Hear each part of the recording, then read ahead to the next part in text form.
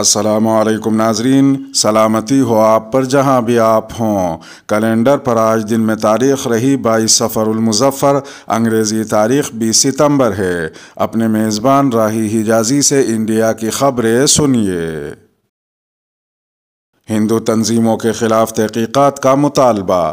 امریکہ میں ایک municipal committee میں قرارداد منظور کی گئی ہے جس میں امریکہ میں ہندو برتری پر عمل پیرا تنظیموں، ہندو امریکن فاؤنڈیشن اور وشو ہندو پریشد آف امریکہ وغیرہ دیگر ہندو تنظیموں کے نام شامل ہیں۔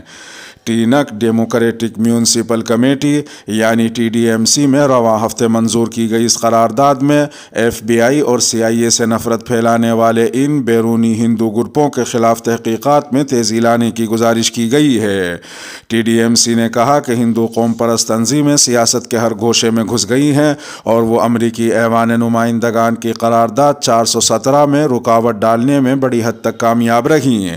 قرارداد میں دعویٰ کیا گیا ہے کہ امریکہ میں واقع دائیں بازو کے ان ہندو گروپوں کے RSS کے ساتھ بلا واسطہ اور بالواسطہ تعلقات ہیں۔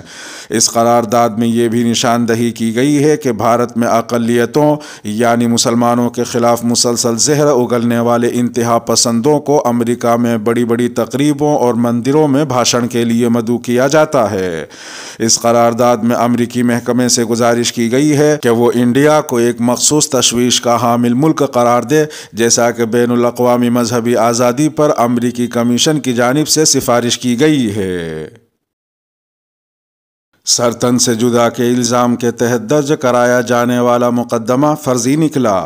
غازی آباد میں ہندو تنظیموں کی حمایت کرنے پر سر قلم کرنے کی دھمکی ملنے کا الزام لگاتے ہوئے مقدمہ درج کرنے والے ڈاکٹر کا دعویٰ پولیس کی جانچ میں فرضی پایا گیا ہے، جس کے بعد ضلع پولیس ڈاکٹر کی تلاش میں سرگرداں ہے۔ SP نپن اگروال نے اتوار کو کہا کہ لوہیا نگر میں کلینک چلانے والے ڈاکٹر اروند وتس نے 2 ستمبر کو امریکہ کے نمبر سے واٹس ایپ کال پر ان کا سر قلم کرنے کی دھمکی دیے جانے کا مقدمہ درج کرایا تھا۔ انہوں نے مزید کہا کہ ڈاکٹر نے الزام لگایا تھا کہ واٹس ایپ کال پر فون کرنے والے نے کہا تھا کہ اگر اس نے ہندوتو تنظیموں کی حمایت بند نہیں کی تو اس کا سر تن سے جدا کر دیا جائے گا۔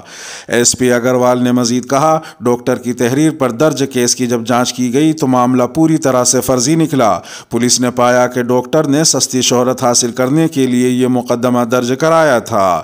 انہوں نے بتایا کہ تحقیقات کے دوران پتہ چلا کہ انہیں امریکہ سے کوئی کال نہیں آئی تھی، بلکہ مالویہ نگر دہلی کے رہنے والے ان کے ایک مریض انیش کمار نے ان سے مشورے کے لیے واٹس ایپ کال کی تھی۔ کال میں ڈاکٹر کو سرقلم کرنے کی کوئی دھمکی نہیں دی گئی تھی۔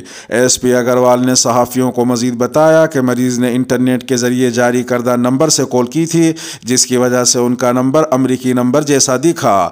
SP اگروال نے یہ بھی کہا کہ اب ڈاکٹر اروند وتس کو جھوٹا مقدمہ درج کروانے کے جرم میں تلاش کیا جا رہا ہے۔ پولیس نے ان کے کلینک اور گھر پر دبش دی ہے لیکن وہ وہاں نہیں ملے، تاہم ان کی تلاش جاری ہے۔ ڈاکٹر اروند وتس کے خلاف IPC کی دفعہ 182 کے تحت مقدمہ درج کیا گیا ہے۔ نفرت انگیز بیان پر یتی نرسنہانن کے خلاف FIR درج۔ ایک مذہبی تقریب میں مسلمانوں کے خلاف اشتعال انگیز بیان دینے کے الزام میں پولیس نے اتوار کی رات یتی نرسنہانن، اکھل بھارتیہ ہندو مہاسبھا کی قومی جنرل سیکریٹری پوجا شکونی پانڈے اور ان کے شوہر اشوک پانڈے کے خلاف مقدمہ درج کیا ہے۔ واضح رہے کہ اتوار کو سوشل میڈیا پر اشتعال انگیز تقریر کا ایک ویڈیو کلپ وائرل ہوا تھا۔ اس ویڈیو کلپ میں نرسنہانن کو قرآن کے خلاف قابل اعتراض زبان استعمال کرتے ہوئے اور علی گڑھ مسلم یونیورسٹی اور مدارس کے خلاف اشتعال انگیز تبصرہ کرتے ہوئے دیکھا جا سکتا ہے۔ اس ویڈیو کلپ میں نرسنہانن نے مطالبہ کیا کہ ایسے اداروں کو گرا دیا جانا چاہیے۔ انہوں نے کہا کہ مدارس تو ہونے ہی نہیں چاہیے، جتنے بھی مدارس ہیں ان کو بارود سے اڑا دینا چاہیے، اور جیسے چین کرتا ہے نا، مدارس کے تمام طلباء کو ایسے کیمپوں میں بھیج دینا چاہیے جہاں سے ان کے دماغ سے علیاذ باللہ قرآن نام کا وائرس نکالا جا سکے۔ نرسنہانن نے علی گڑھ کو ایسی جگہ قرار دیا جہاں تقسیم ہند کا بیج بویا گیا تھا اور کہا کہ علی گڑھ یونیورسٹی کو بم سے اڑا دینا چاہیے۔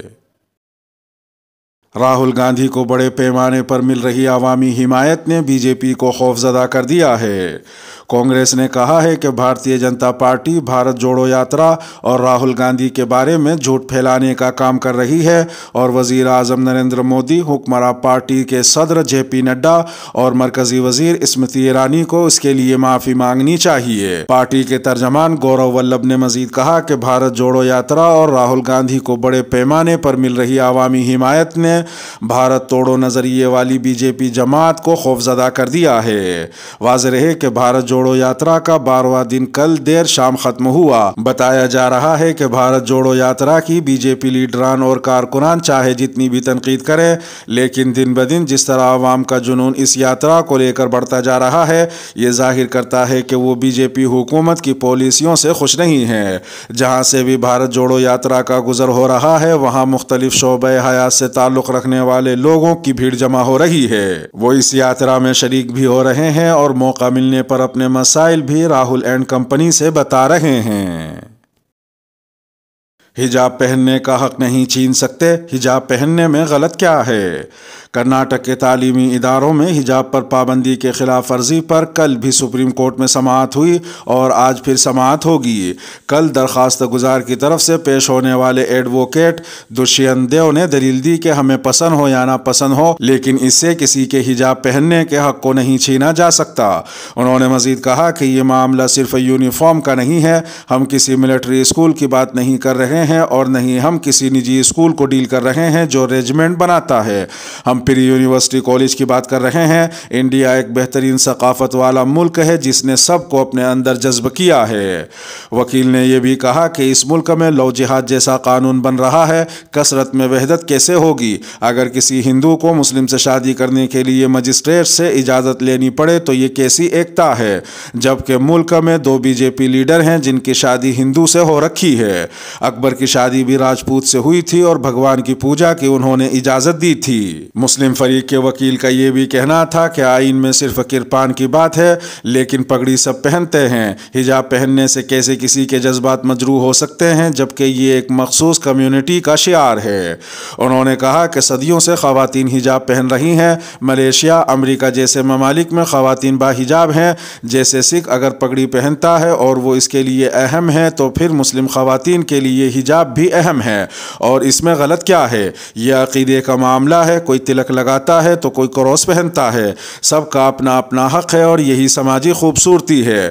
انہوں نے یہ بھی کہا کہ کیا حجاب پہننے سے ملک کی اتحاد و سالمیت کو خطرہ ہے؟ اس کے علاوہ بھی وکیل دشینت دیو نے کئی دلائل دیے۔ آج بھی اس مقدمے میں سماعت ہے۔ دارالعلوم زکریا دیوبند کے محتمم کو صدمہ، والدہ کا انتقال۔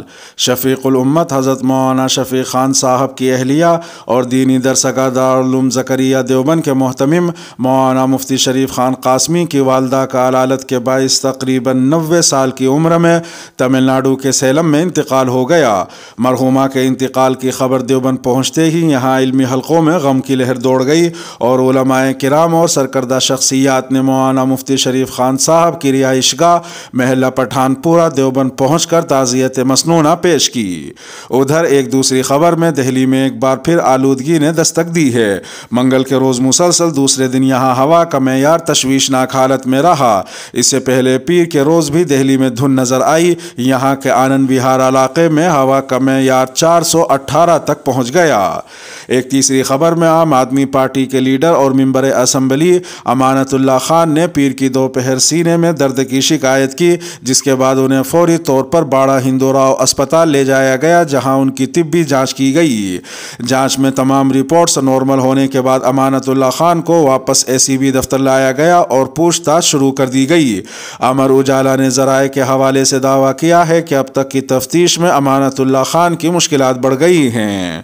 ادھر ایک چوتھی خبر میں پیغمبر اسلام صلی اللہ تعالی علیہ وسلم کی شان میں جارحانہ تبصرہ کرنے والے رکن اسمبلی ٹی راجا سنگھ کی بیوی اوشا بائی نے حیدرآباد کے راج بھون پہنچ کر گورنر سے ملاقات کی۔ ملاقات میں اوشا بائی نے گورنر سے اپیل کی کہ ان کے شوہر کے خلاف درج PD ایکٹ کو منسوخ کرائیں۔ اوشا بائی نے اس سلسلے میں ایک یادداشت بھی گورنر کو پیش کی۔